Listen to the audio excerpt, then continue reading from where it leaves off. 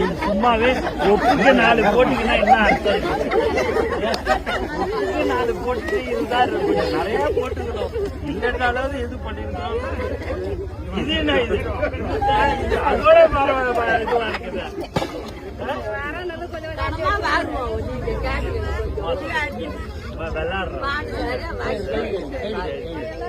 நல்லா செய்யுங்க. ரொம்ப சந்தோஷம். நல்லா பண்ணுங்க.